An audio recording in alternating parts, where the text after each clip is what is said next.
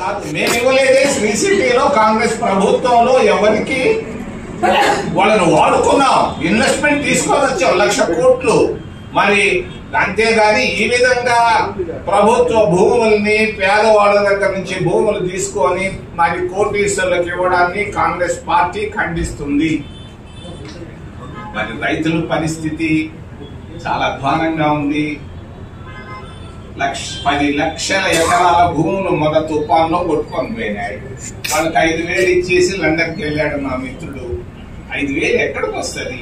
1 ఎకరా భూమి ఒక పంట చేయాలంటే వరిలో వాళ్ళకి నష్టాలు కష్టాలు ఇవన్నీ వాళ్ళకి ఇంటి తీర్చకుండా మాటలతో వెళ్ళిపోతే ఎట్లా?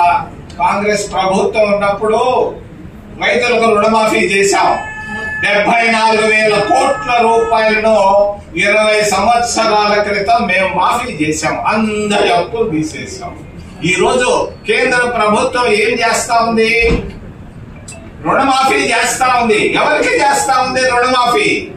కోటీశ్వరులకు రుణమాఫీ చేస్తా ఉంది. క్రితంలో నేను వచ్చినప్పుడు చెప్పాను, 14.5 లక్షల కోట్ల రూపాయలను బ్యాంకుల్లో అప్పు తీసుకొని ఎంపీఏలైనటువంటి వాళ్ళ అప్పులను రుణమాఫీ చేసినటువంటి ఘనత 11 సంవత్సరాలు పరిపాలన